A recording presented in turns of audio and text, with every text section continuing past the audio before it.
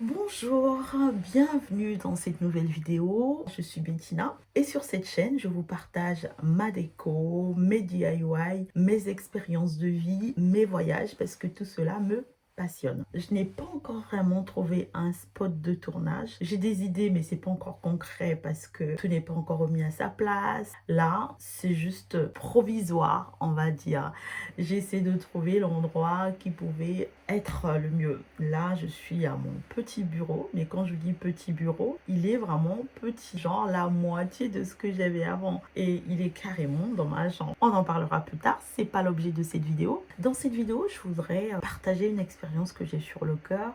C'est le fait de faire la paix avec mon corps. Du plus loin que je m'en souvienne, je n'ai jamais été quelqu'un avec beaucoup de confiance en soi. J'ai pas acquis la confiance absolue encore, mais je pense que c'est un chemin de toute une vie. Mais du plus loin que je me souvienne, vraiment, j'ai toujours eu ce sentiment de ne pas être assez bien pour ci, assez bien pour ça, ce sentiment de rejet. Ça a aussi trait avec la façon dont je suis venue au monde, les enjeux qu'il y a eu, tout ce qui s'est passé. Je ne veux pas le partager ici, mais voilà, ça part un peu de là. Et il y a aussi des faits qui m'ont marqué dans ma petite enfance. Je vais vous parler de quelques-uns de ces faits. Alors, je ne vais pas parler de ce qui est des commentaires qui se sont passés dans ma famille, mais je vais plutôt me diriger vers l'extérieur. Le premier dont je me souviens, je crois que j'étais au CP2. Alors, ce qu'il faut savoir, c'est qu'au Congo, après le CP, il y a le CP2. C'est sans doute dû au fait que tous les enfants à mon époque n'allaient pas à l'école maternelle. Nous, on rentrait directement à l'école primaire. Donc, on faisait un CP, un CP2. Et je me souviens, à cet âge-là, j'avais un amoureux. En fait, c'est moi qui étais amoureuse. J'avais un crush sur un garçon qui s'appelait Fabrice. Je pense que ça s'était un peu vu. Et dans la classe, il y avait un peu les filles populaires, les filles moins populaires. Moi, j'étais plutôt un peu entre les deux. Et tout le monde, je pense, avait remarqué que j'avais un crush pour Fabrice. Et un jour, on a dit à Fabrice, t'es le copain de Bettina, tu aimes bien Bettina et tout. Et Fabrice a dit, non, je l'aime pas, elle est pas belle, tatati tatata. Et du haut de ses 7 ans peut-être, 6 7 ans, Fabrice a pleuré carrément tout un après-midi parce qu'il ne voulait absolument pas être associé à moi. Lui, la personne qu'il aimait, elle s'appelait Prudence et pas Bettina. Et donc ça m'avait marqué. Et je m'étais dit, waouh, pour qu'un garçon qui faisait un peu le fanfaron dans la classe passe sa matinée à pleurer. Mais quand je dis pleurer, mais pleurer, il avait genre un gros chagrin. Et je pense que ça m'a marqué, vraiment. Et la deuxième chose qui m'a marqué, c'est bizarre, c'est toujours à l'école. Là, cette fois-ci, c'était au collège. Je faisais un brevet blanc et un petit thé. Et lors du brevet blanc, on avait fait donc une rédaction avec un sujet dont je ne me souviens plus. Il faut savoir que j'étais très littéraire. J'ai traité mon truc et quelques temps après, c'était les corrections. Je suis arrivée un peu en retard. Donc les corrections se faisaient dans une salle commune. Il y avait plusieurs classes de troisième mélangées. Et là, j'arrive un peu en retard. Il y avait un professeur qui n'était pas le mien, que je connaissais dans les couleurs comme ça, qui est en train de corriger donc l'épreuve de français, la rédaction. Et quand j'arrive, il est en train de dire oui, fallait faire ci, fallait faire ça. D'ailleurs, j'ai une très belle rédaction. On va faire la correction à partir de ça. Vous allez voir ce qu'il fallait faire, ce qu'il fallait dire, comment il fallait rédiger. Quand il commence à lire, je me rends compte qu'il parle de ma rédaction en fait. Et donc, il lit, et il voit que je manifeste de l'intérêt et tout. Il me demande si c'est de la mienne. Il dit oui, c'est la mienne. Il me dit donne-moi ton nom, je lui ai donné mon nom. Il a décacheté le truc, il m'a félicité. Il m'a dit je veux vous voir à la fin. On corrige le truc, donc j'ai plein de compliments. Et tout le monde s'en va, donc moi je m'en vais voir le prof. Et là, il me dit que c'était très bien écrit, qu'il voulait me féliciter encore personnellement, et que j'allais aller loin si je continuais à écrire, que je pouvais être écrivaine, que vraiment je ne devais pas lâcher. Et à la fin, il me dit, ça tombe bien, parce que comme tu n'es pas belle et que tu es très mal habillée, les garçons ne vont pas s'intéresser à toi, donc ça va pouvoir t'emmener loin. Oui, il m'a dit ça. J'ai un front assez proéminent, assez grand. Et donc, c'était la moquerie qu'on me servait tout le temps. On comparait mon front à l'avant d'un bus, on me comparait, j'aurais préféré qu'on me compare à elle pour sa beauté, mais on me comparait à elle pour son front. C'était une série à l'époque qui s'appelait Isaora, et la fille avait un front proéminent. Et il y a aussi quelque chose, c'était mes pieds. J'ai les pieds plats depuis la naissance. D'ailleurs, je vous prépare une vidéo à ce sujet-là parce qu'il va se passer des choses. Et donc, c'était la moquerie. Et pendant longtemps, j'ai caché mes pieds. Je les cache encore même aujourd'hui, mais j'apprends à vivre avec. J'apprends à être reconnaissant qu'il soit là, qu'il me porte. Et donc, ce sont ces choses-là, toutes ces remarques-là qui ont marqué mon enfance. J'ai toujours grandi assez mince. Ma première prise de poids, c'est à ma première grossesse, donc j'avais 20 ans. J'ai pris beaucoup de poids, mais je les ai tout de suite perdus après en finger in the nose. Et puis même, c'était pas un problème pour moi de prendre du poids, même si j'ai pas récupéré mon poids d'avant. Je vivais dans une société au Congo qui faisait que, à l'époque en tout cas, une femme avec des formes, bah, c'était une belle femme. Après la naissance de ma première fille, je passe par des moments difficiles. On n'a clairement pas beaucoup d'argent, c'est compliqué. Je pars à Abidjan, là je prends, je perds, enfin, c'est pas trop gênant. J'arrive en France, je tourne autour, allez, entre 50 et 60 kilos, en sachant que je fais 1,57 m, hein, je suis grande. Là où les choses se corsent, c'est quand j'ai ma deuxième fille. Là, je prends un certain nombre de kilos. Et après mon accouchement, là, je me dis, je vais perdre un peu de poids. Donc là, je fais le régime Weight Watcher qui fonctionne bien. C'est le régime qui a le mieux fonctionné avec moi. Je perds du poids. Et bah, après, je continue un peu à faire le yo-yo, mais sans plus. Toujours est-il que, même quand j'avais 50 kilos, je me suis jamais sentie bien dans mon corps. Et donc, après la naissance de ma fille, bah, je perds beaucoup, mais je reprends un peu, toujours avec ce mal-être, en me trouvant toujours trop ci, pas trop ça, trop grosse. En 2013, je commence à avoir des gros soucis de couple. Et ce qu'il faut savoir, c'est que moi, quand je suis pas bien, j'arrête de manger. C'est pas que je veux plus manger, mais je ne peux plus manger. Il n'y a plus rien qui passe. Donc, ce qui fait que je commence petit à petit à perdre du poids. Et au plus gros de mes soucis, vraiment, je passe des journées sans manger. Si j'ai des photos, je vous mettrai, vous allez voir à quel point j'avais maigri. Pour vous dire, je suis passée en dessous de 50 kilos. Dans la même époque, on me détecte de la tension artérielle. Et dans la même époque, bien qu'étant séparée, je tombe enceinte et je fais une fausse couche. Et dans la même époque, j'apprends que je suis en train de rentrer en ménopause précoce. Je vous en parlerai également, j'ai eu un parcours gynécologique assez chaotique. Et quand je commence à aller mieux, le corps humain, quand on lui a trop privé de nourriture, le jour où on commence à manger, il va se dire, bah voilà, j'ai été privé pendant beaucoup de temps, maintenant je vais pouvoir me rattraper. Donc qu'est-ce qu'il fait? Il stocke absolument tout ce que tu lui donnes.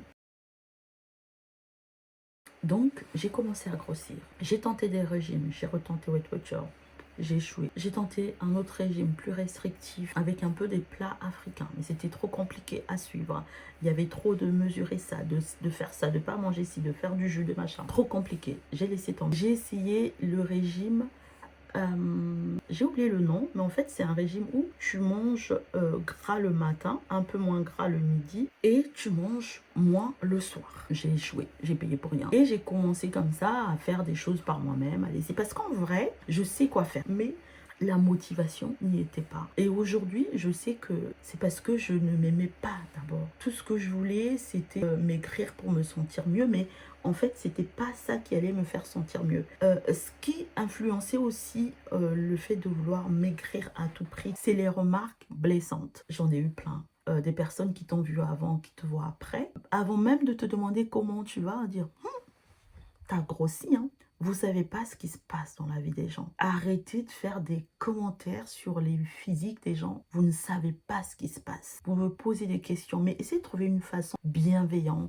Une personne qui a pris du poids le sait. Elle a des miroirs chez elle, tu changes de taille de vêtements. Et le nombre de fois où j'ai renoncé à revoir une personne que je n'avais pas vue depuis longtemps, parce que tout simplement, on allait me faire remarquer. La seule personne que j'ai vue avant la prise de poids et après, qui m'a donné aucune remarque, qui au contraire m'a dit que j'étais belle et tout ça, c'est ma soeur. Et je suis passée à côté des moments pour ça. Je vais vous donner une anecdote.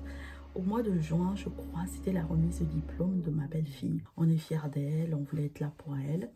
Mais alors, il y a une raison qui aussi a pesé là-dessus. Mais je pense que j'aurais eu confiance en moi. J'aurais pris les choses autrement. Je suis allée, hein, je me suis faite belle et tout et tout. C'est ça aussi ma force, c'est que même en ayant pris du poids, Dieu m'a fait la grâce de jamais me laisser aller. J'ai toujours été quelqu'un qui prend soin d'elle. Donc, j'ai jamais cessé de prendre soin de moi. Ça, c'est vraiment quelque chose qui me sauve, entre guillemets. Donc, ce jour-là, je me suis bien mise. Même en étant bien mise, j'ai pas confiance, en fait. On pourrait dire que ça pourrait aider, compenser. Dans un sens, ça compense. Dans un sens, ça aide. Et donc, j'étais fraîche quand je suis allée là-bas. Je me suis mise complètement dans ma coquille. C'était dans une université à ses côtés. Il y avait du beau monde. Je me suis un peu mise dans ma coquille, ce qui fait que je suis passée complètement à côté de ce moment. Et je pense même que ce jour-là, j'étais un poids pour elle et pour mon mari parce que j'étais pas complètement là. J'ai aussi de la bienveillance de ma famille, de mon mari, de mes filles, de mes beaux enfants qui voient en moi plus qu'un tas de graisse, disant les choses telles qu'elles sont, qui voient en moi la beauté, qui voient en moi ce que j'ai au fond de moi. Je voulais perdre du poids, principalement pour ces raisons. Mais à un moment, je me suis rendu compte que quand même, mon corps commençait à être limité. J'ai des problèmes de tension, j'ai des problèmes aux pieds. Maintenant, j'ai des problèmes d'apnée du sommeil. Je vous en parlerai. En fait, j'ai un projet. Non, c'est pas un projet. J'ai quelque chose que je suis en train de mettre en place. Et je me rends compte que ça me demande vraiment d'avoir une meilleure forme physique que ce que j'ai. Le but, c'est pas il faut que je maigrisse, c'est plutôt il faut que je prenne plus soin de moi pour faire ce que j'ai à faire, continuer à profiter de ma famille. Pour être mieux dans ma peau, je dois prendre soin de moi. En début d'année, j'ai trouvé ma méthode. Jeûne intermittent, beaucoup boire, manger plus de fruits, plus de légumes, plus de poissons, surtout moins de gras. Je sais que je ne perdrai pas 5 kilos en 3 jours, parce que déjà, c'est pas possible, parce que ça se fait pas, parce que c'est pas une bonne chose, mais parce que aussi, j'ai un métabolisme qui est ralenti par la ménopause. Mon corps ne supporte plus beaucoup d'aliments. Par exemple, le manioc, le foufou, le haricot, le madessou, c'était mon plat préféré, le madessou. Mon corps ne supporte plus la farine blanche, le lait. Ça me force aussi, en quelque sorte, de faire attention à moi. Je mangeais beaucoup de riz. Et ce que j'ai réintroduit aussi, mais de façon bien, et ça me va, c'est les féculents qui viennent du continent. Banane plantain, pas trop mûre, patates douces et petites bananes vertes là. Donc au début d'année, j'ai fait ça avant d'aller aux États-Unis. J'ai perdu peut-être que 2 kilos en quelques mois, mais surtout, je me sentais mais tellement bien. Arrivée aux États-Unis, je me suis dit, je vais profiter des très bons repas de ma soeur parce que ma soeur, elle cuisine trop bien, ah là là. Elle est mariée à un Ghanéen, donc elle fait pas mal de cuisine de l'Afrique de l'Ouest, mais elle cuisine d'ailleurs dans son église, vous savez quoi? Elle a gagné la coupe de la meilleure cuisinière. Parce que non seulement elle cuisine bien, mais elle aime cuisiner, elle aime faire à manger, elle aime donner à manger. Hein, on se ressemble un peu là-dessus. Donc j'ai mis tout ça en pause. J'ai profité des bons plats de ma soeur, mais en revenant, je n'arrivais plus. Je ne suis jamais arrivée à reprendre le même rythme. Donc là, je veux juste reprendre le taureau par les cornes et repartir. Mais dans tout ça, il faut que je fasse la paix avec mon corps. Parce que je ne m'aimais pas quand je pesais 50 kilos, je ne m'aime pas non plus à 80 kilos. Même si aujourd'hui je refais 50 kilos, si je ne m'aime pas, si je ne me réconcilie pas avec mon corps, si je n'aime pas mes bourrelets, si je n'aime pas mes gros bras, si je n'aime pas mes grosses joues, ça ne servira strictement à rien. Donc là aujourd'hui je suis plus dans un processus où je veux prendre soin de moi, je veux aimer mon corps, prendre soin de lui parce que c'est lui qui va m'aider à avancer, parce que c'est le seul corps que Dieu m'a donné, parce que c'est lui aussi qui va m'aider à profiter le plus longtemps possible de ma famille, à faire ce que j'ai à faire, à rentrer dans mes projets, à entreprendre. Et je vais vous emmener dans ce voyage. C'était ça le but de cette vidéo. J'espère que vous êtes arrivés jusqu'au bout. Surtout, vous n'hésitez pas à liker, à partager, mais encore plus important pour moi, venez dans les commentaires, dites-moi comment vous sentez, dites-moi si vous avez eu de poids, vous avez perdu, vous n'avez pas perdu, vous avez gagné, qu'est-ce que vous avez fait, comment vous avez pas fait, dites-moi si ce thème vous parle, ça peut nous aider à avancer. Ma vidéo est terminée, il ne me reste plus qu'à vous souhaiter la paix, la joie et le bonheur. Bye bye.